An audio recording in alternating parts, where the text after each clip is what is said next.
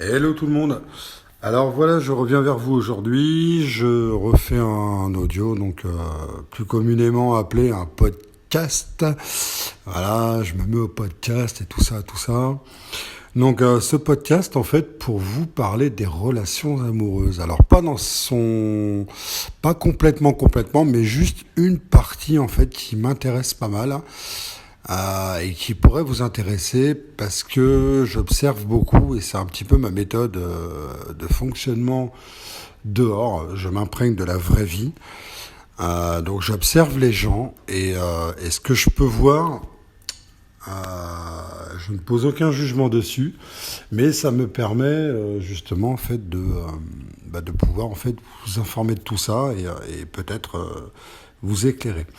Voilà, donc en fait je voudrais parler en fait des relations amoureuses sur la partie choix et sélection critères. Alors vous savez comme moi qu'il y a beaucoup de personnes, la majorité de la population fonctionne sur ce type de critères physiques, la morale, etc. Et donc à partir de là, alors je vais vous donner un exemple. Une personne, une femme ou un homme, peu importe, une femme va dire bah voilà moi je veux un homme grand de tant de mètres, sportif, qui mange ceci, qui mange cela, qui écoute telle musique, qui vit de telle manière, etc. Voilà, bon, des tas de critères. S'il est fumeur, ça va pas. S'il n'est pas fumeur, bon, par exemple, ça ne va pas non plus. S'il a un chien, bah, c'est pas cool. S'il a un chat, bah, ça me va. Voilà, plein de choses. Alors après, il y en a qui pourraient me dire, effectivement, bah oui, mais tu sais, un chat ça se trouve, la personne elle est allergique, etc. D'accord. Vous pensez vraiment qu'en fait l'amour a des critères et en fait l'amour en fait se préoccupe de si la personne est allergique ou pas? Je ne le crois pas. Donc en fait ce qui va se passer, c'est pour ça que je vous parle de ça. Ce qui se passe par rapport à cette demande, ces envies, je dirais que ce sont des envies et des demandes égotiques. J'insiste bien là-dessus, car en fait la vie, on ne la contrôle pas. Et ce qui va se passer, c'est qu'on va vous envoyer l'inverse. Mais pas dans un premier temps. Dans un premier temps, on va vous envoyer une personne qui correspond à vos critères. Cette personne-là, lorsqu'elle va arriver, elle va correspondre au départ à tout ce que vous vouliez. Waouh, super personne, il est grand, il est beau, il parle bien, et, il est sportif, il travaille dans tel domaine, etc. Donc là, vous allez poser plein. Donc l'énergie que vous dégagez va vous envoyer en fait toutes vos étiquettes demandées. Hein, comme dans un magasin où on pose une étiquette, bah tiens, ça c'est l'étiquette de la poupée, ça c'est la boîte de conserve de raviolis. Voilà, en fait il y a des tas de boîtes de conserve, mais il faut mettre une étiquette dessus pour reconnaître que c'est des raviolis et pas des haricots verts. On est d'accord, nous ne sommes pas des boîtes de conserve et nous ne sommes pas des légumes. On est d'accord. Même si ça fait partie de la vie, puisque tout est matière et énergie. Donc une boîte de conserve est une énergie et un légume est une énergie. Mais nous sommes des êtres humains.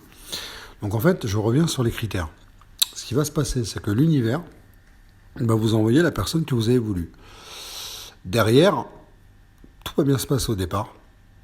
Et après, vous allez véritablement rencontrer la personne. Mais la personne que vous allez rencontrer, c'est son ego.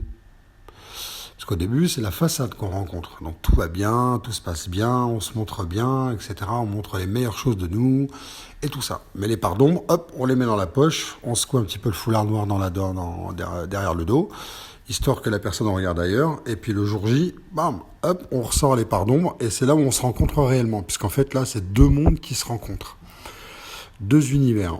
Le problème, c'est que chacun n'a pas pris le temps véritablement, en tout cas la plupart du temps, de rentrer dans le monde de l'autre. Voilà, on est resté les personnes très souvent restent qu'à la façade, superficielle. Donc là, cette personne-là qui a choisi ces critères-là va s'apercevoir qu'au final, elle se rencontre elle-même à travers son propre ego. On va lui envoyer un ego identique à elle. Et donc là, elle va dire, donc la personne va avoir certains comportements qui vont lui déplaire. Et là, la personne va dire oh, non, non, non, attends, je suis déçu, attends, qu'est-ce qui se passe? C'est pas vrai. Attends, moi je croyais qu'il était bien et tout. Moi j'avais demandé ça et tout, j'avais choisi ça. Et puis du coup, en fait, c'est pas du tout ça. Il est con, il est ceci, il est cela. Donc là, la personne va poser plein de jugements égotiques, évidemment, parce que le jugement, c'est l'ego. Et là, du coup, la personne va se tourner et va quitter cette relation. Et qu'est-ce qui se passe après? Eh bien, la personne va se rendre compte que peut-être à côté, elle a refusé une personne qui ne correspondait pas à ses critères égotiques, mais qui lui correspondait dans ce dont elle a véritablement besoin en lien avec l'amour inconditionnel. Et on en arrive là, à l'amour inconditionnel, car en fait, ces critères, l'amour n'a pas de condition par rapport aux critères égotiques.